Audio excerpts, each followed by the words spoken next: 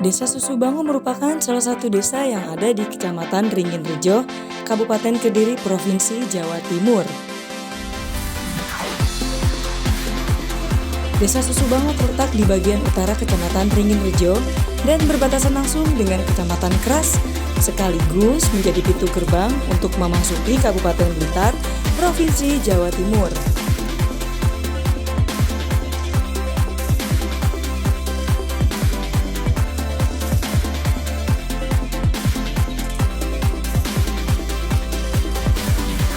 Kondisi geografis. Secara geografis, Desa Susubango terletak di luas wilayah sebesar 24,41 hektar.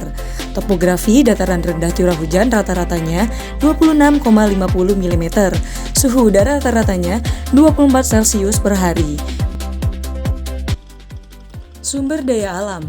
Salah satu potensi sumber daya alam di Desa Susubango adalah di bidang pertanian, karena sebagian besar wilayah di Desa Susubango ini digunakan sebagai lahan pertanian dan perikanan yang dikelola oleh warga maupun perusahaan swasta.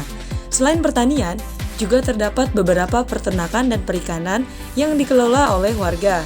Sebagai mata pencarian mereka, ada pula beberapa lahan yang digunakan oleh warga untuk sektor pertanian sebagai penunjang kebutuhan pangan.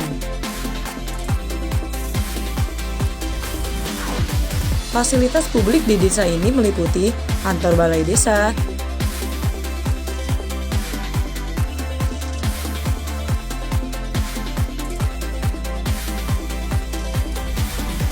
masjid, dan 17 musola. Sedangkan dalam hal aset pendidikan Desa Susubango mempunyai 3 playgroup, 2 rodatul atfal, 1 sekolah dasar, 2 sekolah Islam, dan yang terakhir 2 ibtidaiyah.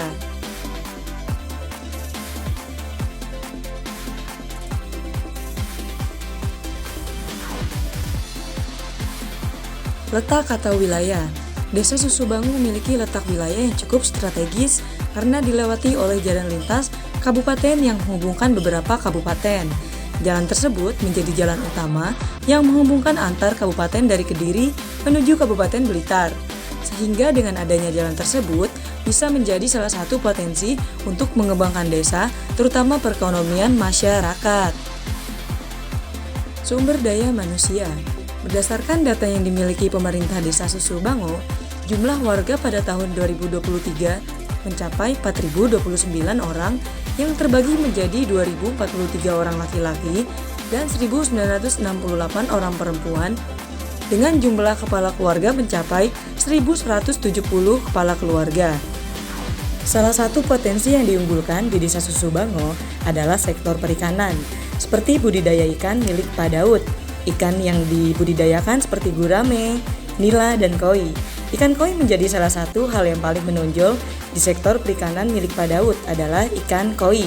Ikan koi ini terkenal di penjuru Asia loh, seperti Belanda, Jepang, Kuwait, Korea, Yunani, dan lain-lain. Berikut ini merupakan wawancara bersama pemilik budidaya dan Silvi selaku perwakilan anak KKN. Niki dengan Bapak siapa? Bapak Daud. Kalau di dunia perikanan istilahnya namaku Dede Koi. Dede Koi, dengan Bapak Dede Koi berarti ya. Baik, dengan Pak Dede Koi berarti Iya, manggilnya ya. iya. Jadi kira-kira niki Bapak sudah berapa lama ya di menjalani di bidang perikanan niki? Mulai tahun 1998 sampai detik ini tetap di dunia ikan. Oke. Baik, berarti dari tahun 1998 hingga 2023 sudah berkecimpung di dunia perikanan Pak ya? Oke, berarti cukup lama Pak ya? Oke, baik. Iya. Terus kemudian di sektor perikanan sendiri yang Bapak budidayakan kira-kira ada berapa jenis ikan Bapak? Ada 4 jenis. Oh, ada 4 jenis. 4 jenis. Koi, nila, gurame, sama lele. oh sama lele. Nggih. Tapi yang paling tinggi niku yang mana Pak kira-kira? Untuk di kolam kita yang paling fokus di koi. Nggih. Berarti dari keempat jenis itu yang paling tinggi Koi. jenis koi. Oke. Kemudian dari tahun 98 hingga 2023 niki kira-kira Apa sih menurut Bapak yang menjadi hambatan selaku pengelola perikanan ini?